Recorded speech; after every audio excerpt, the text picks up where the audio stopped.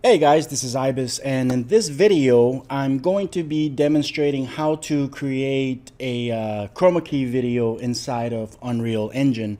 And this is actually the result of several months of research because the information is just not out there. There's little bits and pieces out there here and there, and the engine gets updated so often that a lot of the times the way something works doesn't always carry over. This is basically the most efficient method that I have found to this point. So hopefully it'll be useful to you guys. So we're going to begin with a clean project here. And basically I'm going to create a folder. I'm going to call this movies, and this is where we are going to drop our movie file into. But I'm kind of lazy and I don't like going through Explorer and all that crap. So what I'm going to do is I'm just going to take my Chromakey video and drop it in here. Now this is a video that I created in Crazy Talk Animator 3. You can use any animation program you want for your footage, or you can do green screen footage from a video camera. It doesn't matter. So this is a file that was in MPEG-4 format, and it was exported from Crazy Talk Animator 3. I work primarily with animation and 2D animation, so this is the reason why I've been exploring this workflow. Anyways, dropping the video file in here doesn't necessarily get it working. We're gonna have to do a couple of things. Now this is the media source link. So all this is a link to the video file, and it's within the movies folder, okay? So what we're gonna do next is we're gonna double click and take a look at some of the stuff here.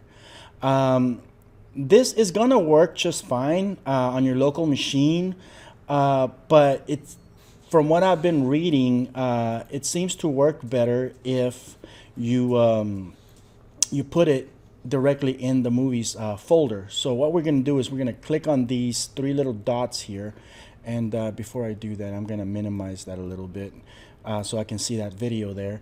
I'm gonna click on those three dots, and I'm gonna take that video again and just copy it over into this folder. Notice that we are inside of the project file here, the project directory, content and movies, okay? So we are inside of where we need to be. We're gonna click on that, and now we're gonna click open. So now it relinks it, so now it's linking to it within its project directory. This little arrow thing here expands, and there's a section that says pre-cache file. I don't know how much of an impact this does, but pre-caching and preloading is always a good thing. So as far as I'm concerned, I'm going to go ahead and do that. So I'm going to put a little check mark there. I've been able to see this work just fine without it. So once this is done, I'm going to hit save and close this. So now we have a properly linked media source. So the next thing we're going to do is we can do this within this folder as well, or we can do it somewhere else. For organizational purposes, what I'm going to do is I'm going to create a new folder, and I'm going to call this, oops, I don't want to do it in there. Let me see if I can go back here. Delete, yes. Under my content folder, I'm going to create a new folder here. I'm going to call this one video planes, or plates, video plates. That sounds better. In video compositing, we usually call a layer of video a plate, so that's where this is going to go. So in this video plates folder, what I'm going to do is I'm going to right click on this empty area, go to media player. Now again, you can put that media player anywhere you want, and organize your stuff any way you like. So that's your choice. I don't think it has any bearing on what's going to happen next. So here, when you are prompted with the option to create the media player, you're also given the option to create the texture asset. It's something that you're gonna have to do anyways, so you might as well get it done now. I'm gonna put a little check mark there and hit OK. And I'm gonna call this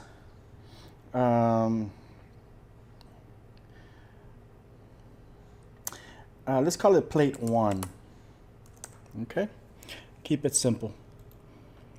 And this is the plate 1 video. We're going to double click on the player itself, and notice that there's a list of videos here. We're going to double click on that. If we wait a while, the video will start showing here. There's some stuff that goes on in the background. Sometimes it works, sometimes it doesn't, sometimes it takes a while.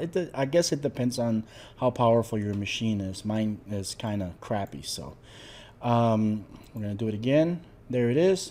This is a video that was created using Crazy Talk Animator 3. I'm going to hit the loop option. That way it just keeps looping forever when I play it. And bada bing, bada bang. So it just keeps working. So we can see the video now, and it keeps looping. We're going to hit save on that. Now, for the purpose of this demonstration, for now, I'm going to leave this playing, and I'm just going to set it to the side a little bit, okay? Because it's important for us to be able to see this video. If it's not playing, all you're going to see is a black object. So that's one of the things that I ran into so many times, and it took me a long time to figure it out and get answers from the community. Of course, where this video plate thing is, itself, we're going to right click and hit save, just to make sure everything is saved. Programs crash all the time, so we want to try and avoid that, anything happening while we're doing this, so we don't have to retrace our steps.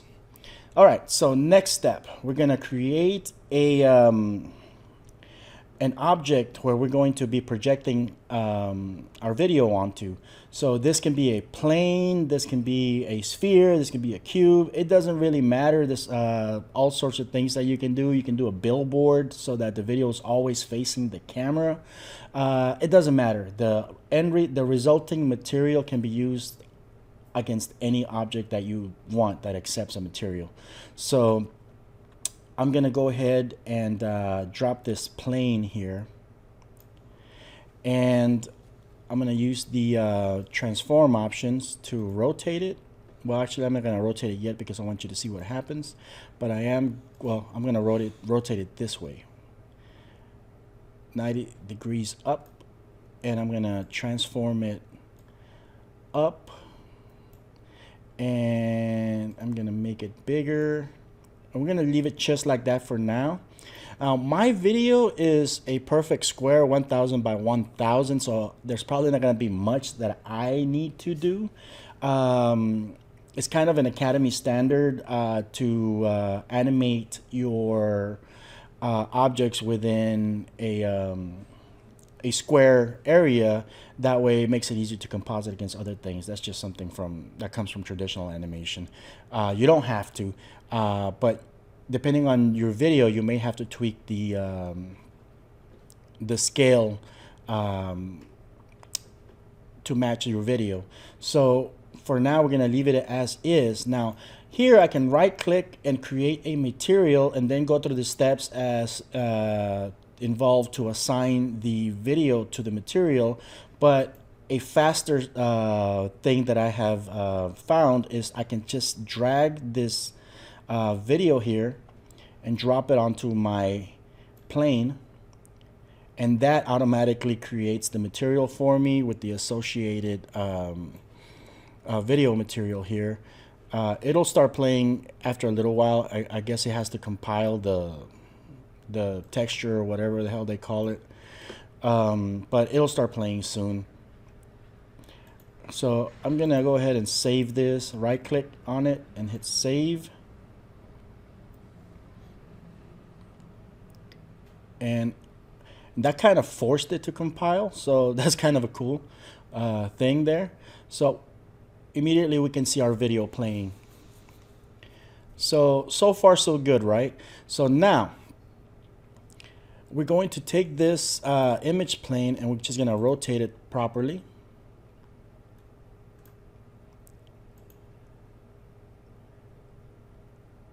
And you can already see, like, if you have a default project, there's some kind of weird artifacting stuff that happens. That has to do with the anti-aliasing. So it's something that you can turn off, and we'll address that in a minute.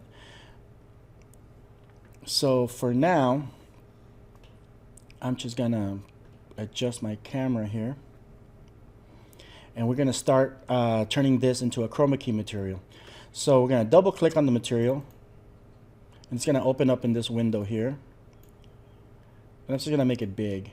And we're not going to concern ourselves too much with what we see. In fact, I'm going to pause it, because that artifacting has to do with the motion, okay? That's anti-aliasing that's being introduced as a result of the transitions in the frames. It's probably not something you want in video or cartoon animation, so but it's probably a nice thing to have in actual video games and CGI stuff, where it's more 3D things working natively. So if that's what you're doing, then don't turn that off, but we'll turn it off later. I'm just gonna find a nice little spot here and hit pause. Notice that once I paused it, the line work is nice and clean. So as long as the video is playing but paused, we can see the image there just fine. If we stop the video, it'll just turn black on us. So we don't want to do that, at least not while we're working. Anyway, here we can see a representation of our material mapped against a sphere. Now you can also map it against a plane, which will make it a little bit more appropriate to what you're doing. Again, it'll probably take a little while to get everything working. Let's see here. I'm gonna hit save. I'm gonna call this this map, I'm gonna call it home. I don't care, you can call it whatever you want. So all right, we waited a few seconds and we can see our material there. So for our purposes, this is a little bit better to work with for video stuff, but it's going to go away because we're about to unplug it. So we're going to move this material node to the side a bit, and we're going to take this one and move it all the way back, because we're going to make some nodes from here to here. So the first thing we need to do is we need to adjust some variables for this material thing. And if we click on it and look on our details panel here for it, the important thing that we need to do for now is change it from opaque to translucent, and then shading model, switch it to unlit. There may be better combinations of this, but so far this is the best way that I found at this point anyways. Now notice that it turned black on us, and this is because by doing that we no longer have access to these variables, but we do have the opacity variable available. Also, I'm gonna suggest that we turn on the two-sided option. That way we can see the video from both ends of the thing here. Let's see, let's hit apply. Depending on the power of your machine, it'll take longer or be faster. But if we rotate around, so you can see it's a two-sided shape now. So all right, let's move on. Promised you efficiency, and I'm over here rambling. So what we're going to do is we're going to start a new node chain by dragging from the RGB and dropping somewhere in here. And this is going to be a multiply node. So we're just going to type multiply. And notice that as I type, the most relevant option becomes automatically selected. You can click on it there, or you can just hit enter on your keyboard and it'll just place it there. So this multiply node, I am going to take it and I'm going to plug it into the emissive color, and this is going to bring back our texture into our material, so we should be able to see something here. I don't know what yet, but something. So there we go. So there's some multiply stuff being done in here, and of course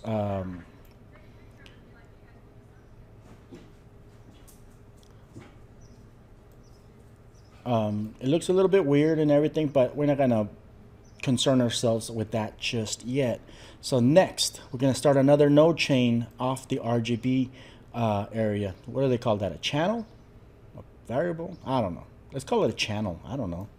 Maybe I'm doing it wrong. I don't want to give you guys wrong information, so we're just gonna call it the thingy. All right, so the next node is going to be a subtract node. So this is the one that's going to control the color that we're going to be removing from this texture.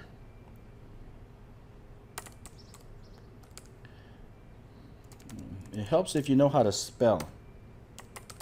I went to public school, so I can't spell to save my life. That, and I'm so used to autocorrect that it's ridiculous. So subtract, and if we plug this in directly into our opacity, we're basically telling it to subtract this from this, so we might end up with something that's completely transparent. Let's give it a minute. Let's just see what happens.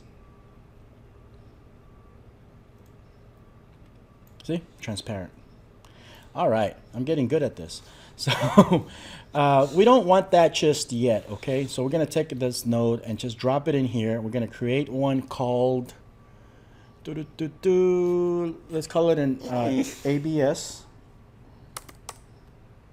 So this is a math node.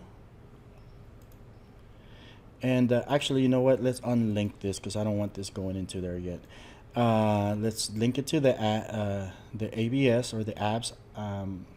What does that stand for? Absolute constant, maybe? I don't know. I'm still fairly new at this. I don't understand a lot of the concepts behind this stuff, and it's a miracle that I've gotten this far to begin with. So, under subtract, we're going to add a parameter. Okay, we got to tell it what the hell we wanted to subtract, and we want to do 3 numbers, one for red, green, and blue, RGB. So from here, so we're going to, this is a little trick here to create a node with 3 parameters, or 3 variables, I guess. We're going to hold down the 3 on our keyboard, and while we're holding down the number 3, we're going to click on the empty spot here. Boom. And now we created a node with 3 parameters. So this one, and it's, I guess, it is a parameter thing, but we want to be able to physically tell it that it's a parameter so that we can later on be able to tell it on the fly what colors we want it to be, or if you're using a different lighting situation, a different color, you want to be able to adjust the RGB easy later on. So I'm going to plug this into this here, but I'm going to right click here and convert it into a parameter. Now notice that when I click on this section here becomes automatically highlighted with the option for me to give it a name. I'm just going to call it, let's call it key. You can call it Chromakey, you can call it chroma color, whatever. Just for your own information, this is the color that we're going to be subtracting from the texture sample. So, all right, so we're going to click anywhere outside, and that kind of makes it permanent. Now, right now it's black. If we click on it, we can see where the default value is right there. It's just the color black. And if you double click or just click on it, you get this little color picker window. Now, the easy trick here is you can use this eyedropper tool and just click on the green color within this texture sample. Now, if you don't have the video playing here, then you won't see it here. You're just going to see black. So if you want to be able to use that a sample color from your actual video, then hit play on that so you can actually grab it. Otherwise, don't worry about it because you can put all this values manually. Now, this is perfectly fine if you want to leave it there. Let's tweak this a little bit. Let's give it a full green to start with, and let's adjust the R to maybe 0.05 and the blue to 0.05. We don't want to make it a perfect green. We want to leave a little bit of garbage in there. I'm going to click OK, and that puts us in a pretty good direction. So, all right, after the abs node, click and drag again, and we're gonna place a power node. So type in power, hit enter, boom. All right, now the power node is gonna have one variable that we want to be able to modify on the fly later on. So we're gonna press and hold the number 1 on our keyboard, and then click anywhere on this empty space. Boom.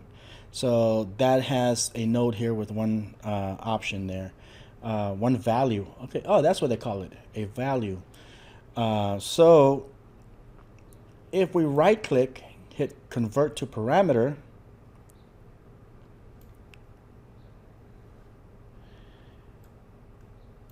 we can oh yeah, so if for some reason this thing didn't become highlighted for you, or if you're clicked outside and doesn't allow you to give a custom name, you can click on it and go to the general area here under your details panel and just kind of change it there. We're gonna call this power, and you can you name these any way you like. You're gonna see these names reflected later on in the interface that we're gonna create, that's gonna allow you to modify and adjust the chroma key levels.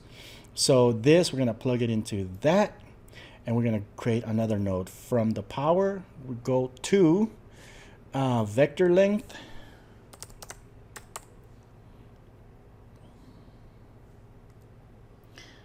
boom.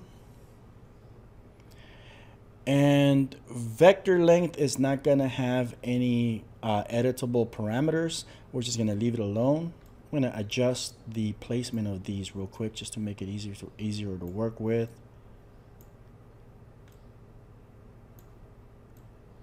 Because we have a couple more to add. From here, from this section here, we're going to drag another node. Boom. And this is going to be our alpha offset. And I could be showing you the results of everything as we go along by continuously plugging it into the opacity, but I think for time purposes that would kind of be a little bit of a waste of time. So let's just get this done, and we'll see the end result in just a few minutes. So we're going to select alpha offset, and we're going to create another parameter thing here, or constant. I guess that constant, I don't know. I really need to get familiar with these terms and terminology. So we're going to hold down the 1 key and click on this empty spot. Right click, convert to parameter, and the alpha offset, since it's going to be used to adjust the edges of our character, the how much it's choked, you can call this matte choker, which is kind of a term that's used in compositing if you come from a compositing background. We can call it an edge offset. Let's do edge offset, but you can call it a matte choker, which is probably more appropriate for the kind of terminology that we use in animation and compositing, VFX, that kind of thing. So we're going to take that, we're going to plug it into that.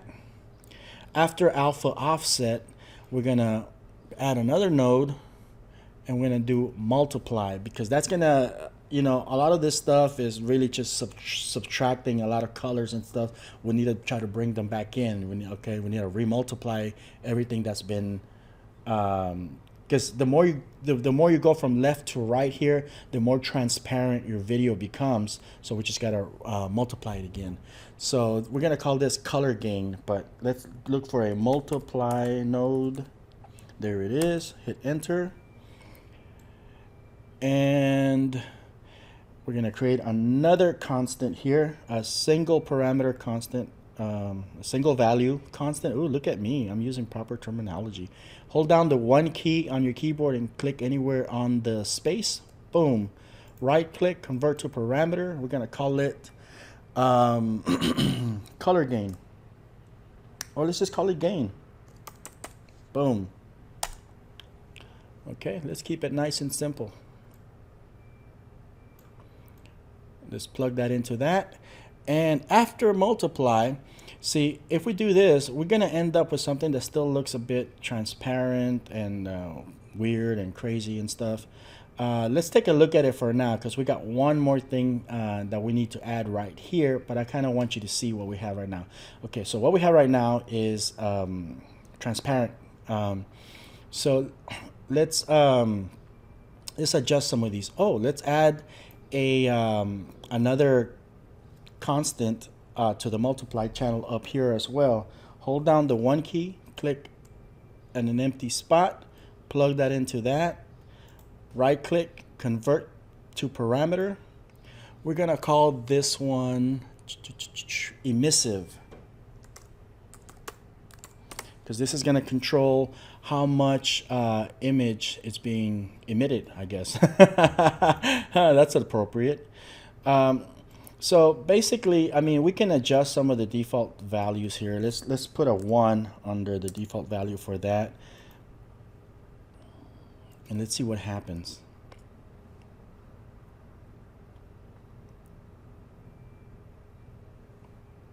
Okay, so nothing happens yet. So we're gonna adjust here. We're gonna select the power. We're gonna put a 1 there. Let's see if anything changes.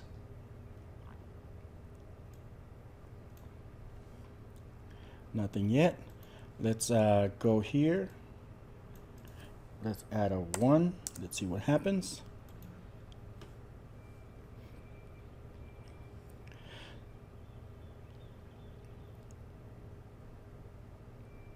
Nothing yet. Let's add a 1 here. And let's see what happens.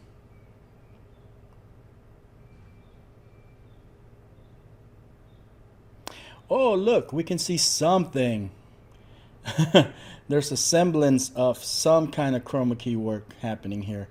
Very transparent, you know, and of course it's kind of a hit and miss to be messing around with values and stuff, and you're stuck with these.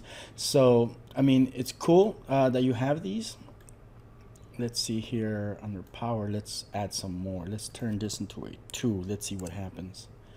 So this is kind of where I was and why it took me so long to figure this out, because I was kind of stuck on this this thing for months. I literally had to be playing around with it, and it doesn't give you the amount of options. See, like you see how now we have just like an eye there showing. So maybe we need to go downwards. So let's go to default value. Let's change that to 0.5. Let's see what happens.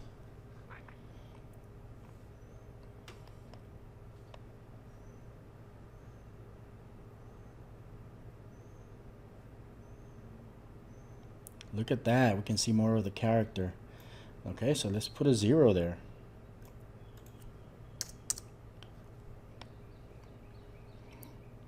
Now, you can play around with these settings until you get something that kind of looks right for you, so you can set up a default starting point. So 0 obviously, I mean, let's see here, 0 obviously doesn't work quite right. Let's try 0.05.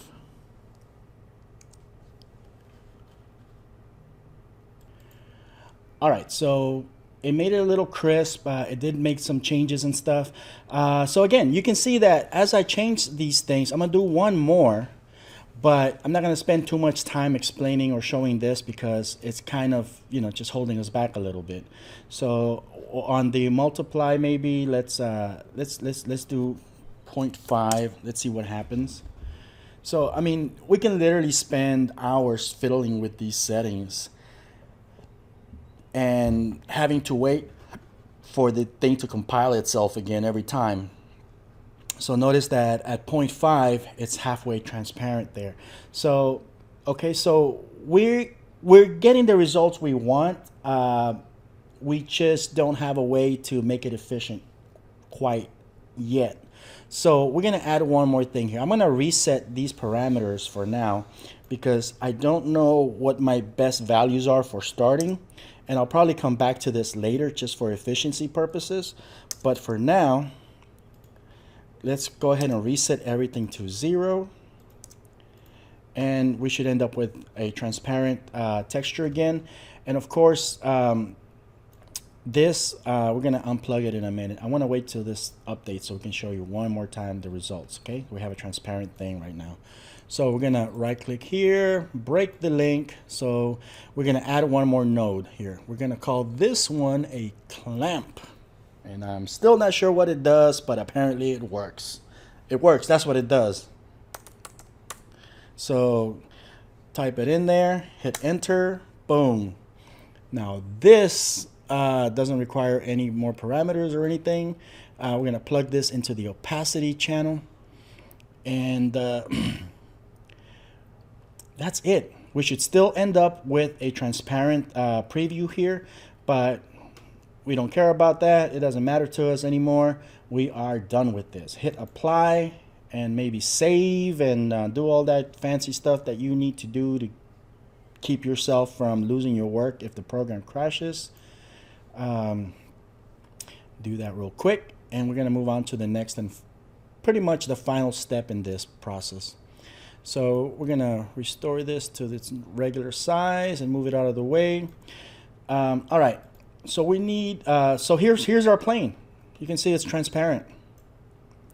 And that's exactly what we want. All right, so how do we make this more efficient, more user-friendly? We're gonna right-click on the material itself here, and we're gonna select a create material instance, okay? So this is basically a duplicate copy of this, but not really. It's an instance. It's sort of like a proxy. All right. So we're gonna call this I don't know, plate. Let's call it video plate. I don't know. You can call it whatever the hell you want. You know, it doesn't matter as long as you have something decent. So this video plate is transparent.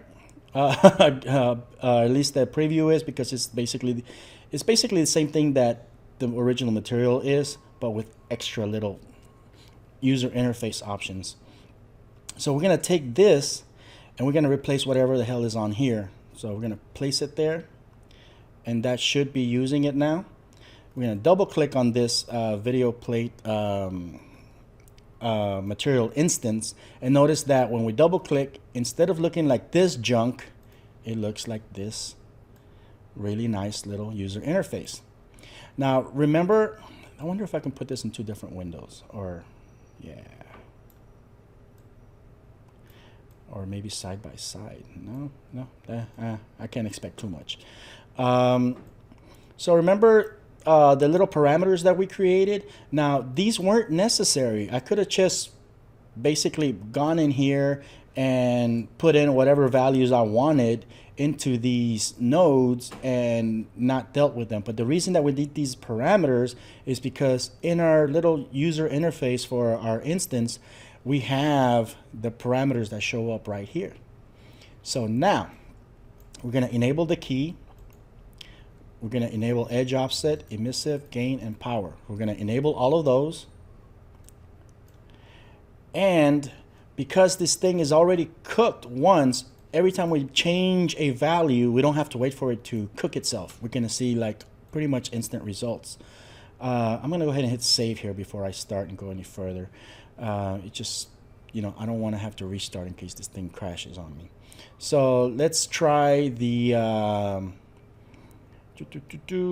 let's try this, I guess, emissive first. All right, nothing really happens. All right, put it back to 0. Gain, oh, look at that, it's black. So that's good. That's giving us something. Now, is it black because I don't have the video playing? I'm gonna go ahead and hit play. All right, that way we can see the thing playing. And I'm gonna close this for now because I already showed you what I needed to show you with that. And I'm gonna make sure that this is on this. So right now we have a pitch black transparent video. Probably not what we want. Let's adjust the power. Ooh, look at that. As I tweak this option in real time, I can start seeing something. So let's put gain at 0.05 or 0.5. All right, that gives us a good little starting point. And we can see it there, and we should be able to see it there also. So emissive, let's do 1. Ooh, look at that. Let's do 0.5. Okay. Let's do 0.5 on all of them, and that'll give us a good little starting point. There we go. All right, edge offset. Ooh, look at that. So the more I do the edge offset, the more it gets rid of that green around there. So 0.25 seems to work pretty decently with the current settings combination. So that looks pretty damn nice so far. Can't argue with that, right? Okay, so let's do some color gain. Let's see what happens. Look at that. We're gonna put it all the way up to 1. Bam. It's still a little bit transparent, but our colors look nice and brilliant. Let's add some power. Okay, the more we add, the more we lose. Let's remove some. Oh, oh, oh. Almost.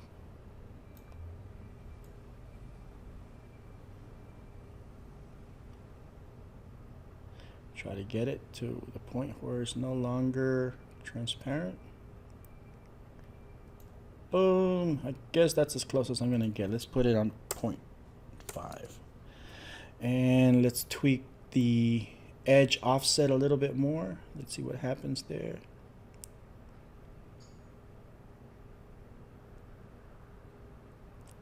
So by using an instance of the material, it allows us to use this graphical interface, and every time we make a change, we don't have to wait 30 seconds to see that change. We can pretty much visualize the chroma in real time. And of course, once we get the values that we want, we can go back into our hard-coded blueprint, put those values in there, and that'll give us a starting point for next time. So let's see here.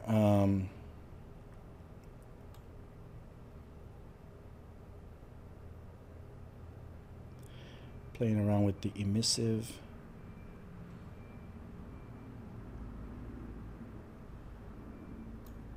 Let's do 0.4. That's too little.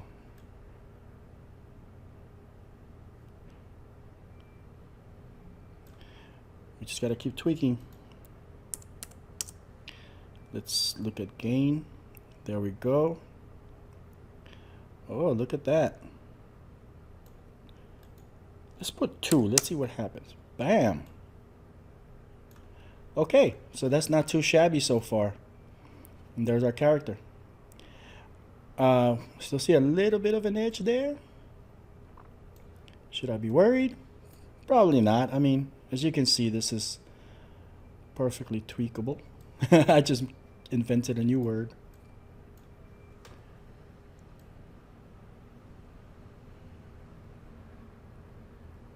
All right, so maybe a 0.5. That looks nice. There we go. So we got a pretty much a perfect key. And it really wasn't that horrible. Again, we can choose a image plane for a preview. All right, not too shabby, huh? Now, of course, we have within the project itself, we have like this little artifacts and stuff. That's a result of the anti-aliasing, and you'll have to turn that off. And we're gonna get to that after we're done, because that's not really part of this demonstration. I mean, I don't want to just overwhelm you, you know. But I will show you how you can turn that off if you have it. Not everybody gets that. So, all right. So we have that, and oh, I like perfect numbers. I don't like all these things. Let's try 0.4. All right. Hey, we managed to get a nice little perfect number. So what I'm going to do is I'm going to take this material here, and this is not something that you have to do, but it's something that I like to do because later on I might want to add another video or whatever, and I just want my starting point to be exactly that. So let's see here.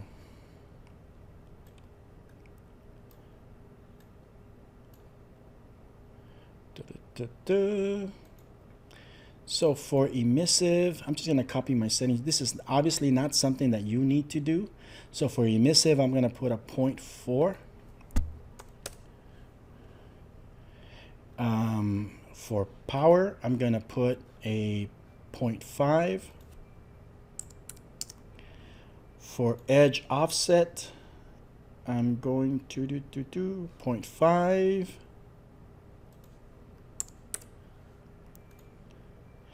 And for our gain, we're going to use a 2 as our starting value.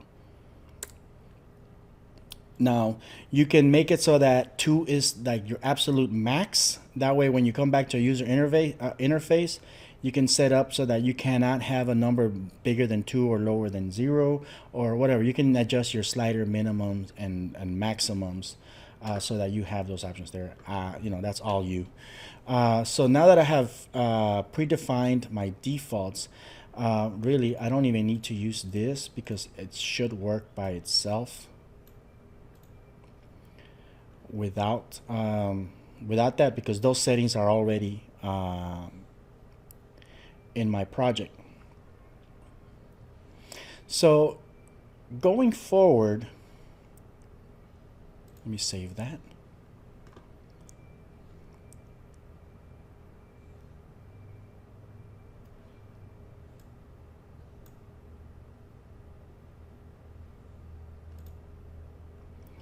Okay, so going forward,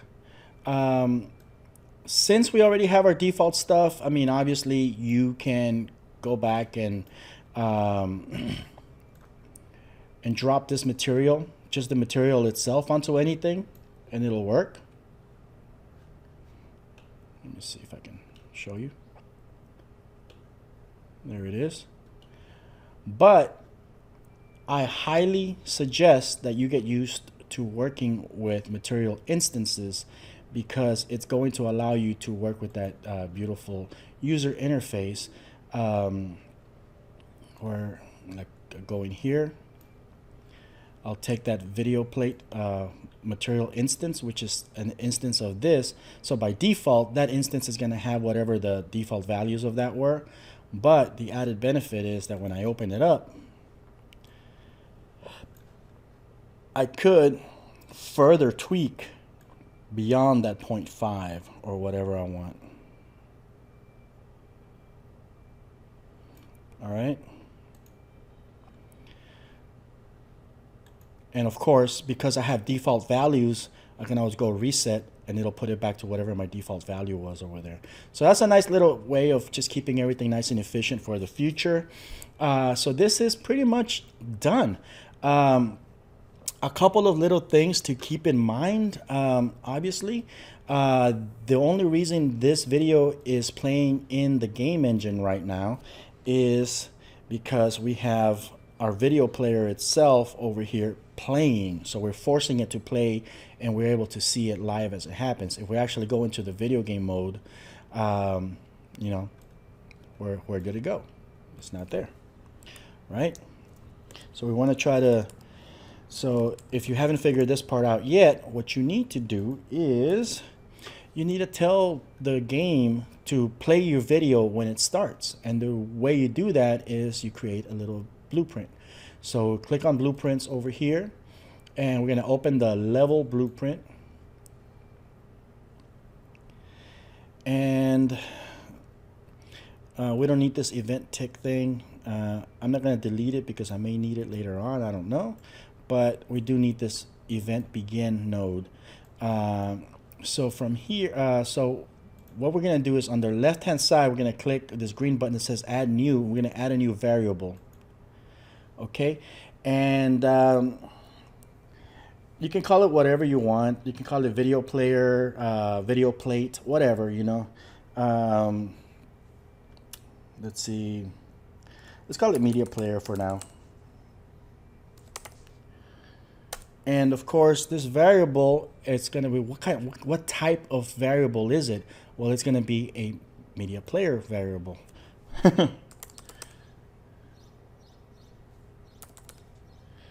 There it is. Boom. So it creates the variable here. We can drag it onto this. We're going to say get media player. Boom. There it is. There's really not a hell of a lot to do here. All this does is that it launches that event, you know, to get the player and load. So from here, from the event begin play node, we're going to click and drag. And we're going to select something called open source.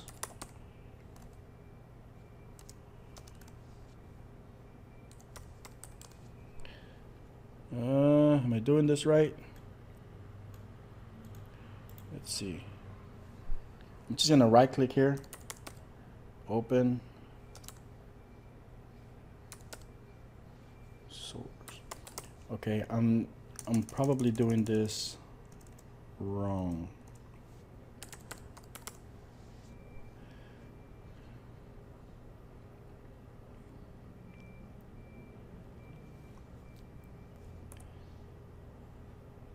Ah, yeah, I know. It's not from the begin play. It's from the media player variable.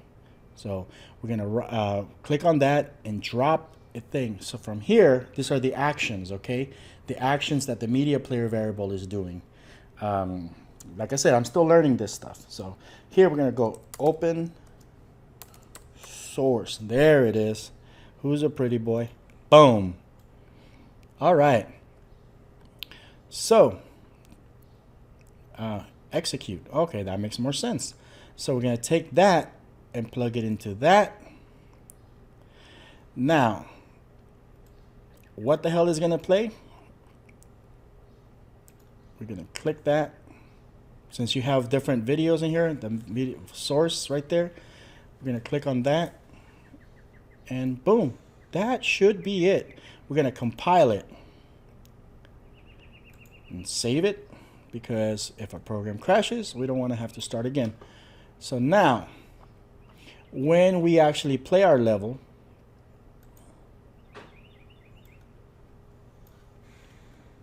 it should be telling our video, where is it? Oh, there it is. Is it? Or did I delete it? What did I do?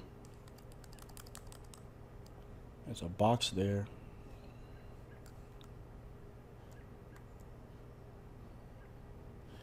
All right, let's kind of take a quick look here. Ah, okay. Boom, default value. We got to give it a default value. Just click, or from here, this is the plate 1 media player. So it's going to target this media player. Now we can go. There we go. It's good that you see the mistakes because you know what to avoid. So I'm not going to apologize for that. Hit save. And we're just going to hit play. Ah, there it is. Success.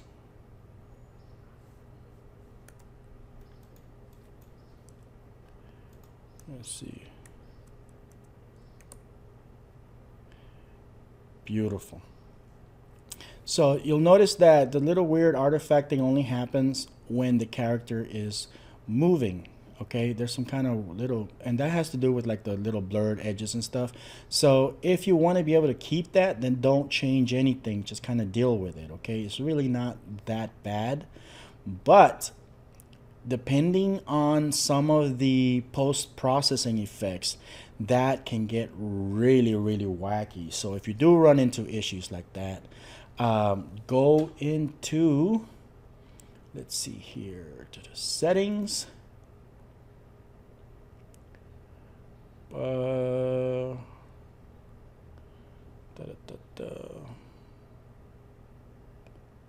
Let's see here. Yeah, settings, project settings, and here we're going to look for anti-aliasing. And there we go. This is the temporal AA method that it's using. So it's using different types of anti-aliasing. And let me see if I can get this playing. Maybe we can see some kind of live representation.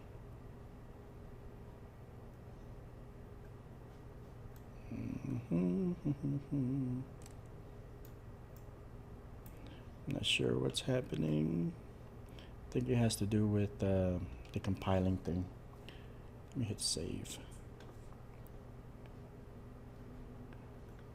Let's close this. Oh, there it is. All right, so it didn't have a video playing. So, okay, so we're gonna leave this playing and we're gonna try to see what the different anti-aliasing stuff looks like. Theoretically, we should be able to see.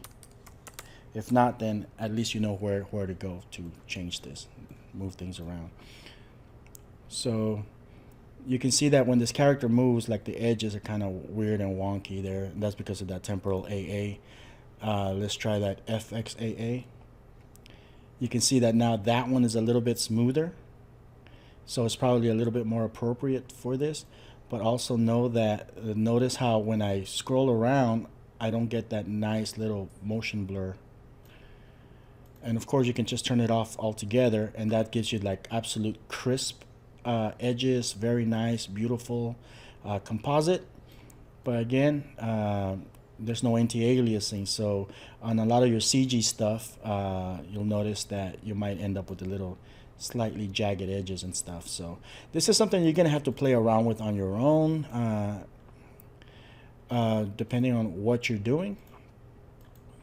So for my purposes, I'm just gonna leave it at temporal AA for now. And if it becomes like an issue, so you notice like that nice little blurry thing that happens when I move around. So if it becomes an issue, then this is where you come and turn it off. So bam. That is it. So let's see here. We're gonna adjust this player thing.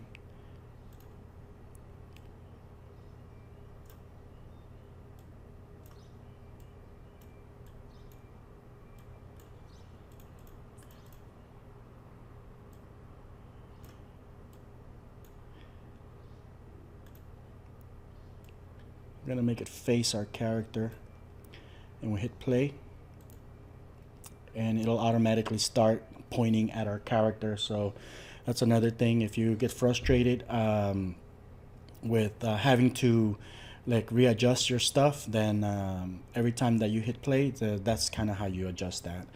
All right, so that takes care of it. You know, it's nice and efficient. I know I talk a lot. It should take you about 10 minutes to perform this entire thing once you get the hang of it. It's still a little bit of a pain in the ass to have to do the whole blueprint thing. But another tip before I go, and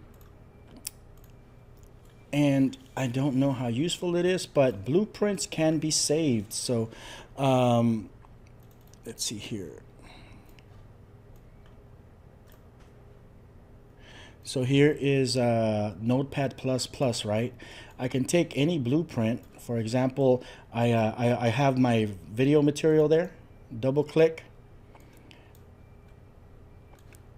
Okay, I copy it from here and go to my text editor, paste it, and boom, a bunch of jargon code.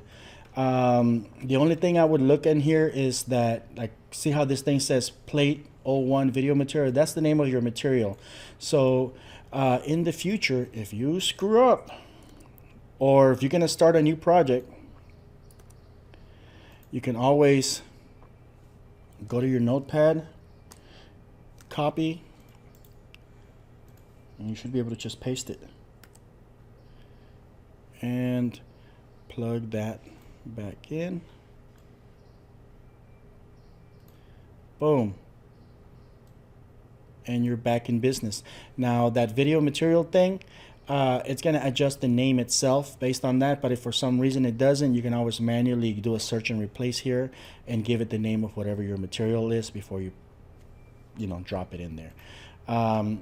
All right, so I think we've covered a lot. This was the result of months of excruciating research, and somebody that's more used to the Unreal Engine could have probably explained this a lot better, but this is the best that I can do for now. Hopefully you guys get a good use out of this, and I'm still trying to figure out how to bring in the sound. Notice how when I brought this in older versions of Unreal Engine, a lot of tutorials that I've seen, when you bring in a video, it also brings in a separate sound that you can resynchronize. If you notice, that did not happen this time. So I'm hoping it's just some kind of stupid setting that I need to find. If you know anything about that, let me know, because I would like to be able to keep my sound synchronized from with my videos, for the voice acting and stuff. So until next time, guys, if you have any other questions, or if you have comments, suggestions that I can use to improve this particular workflow, let me know.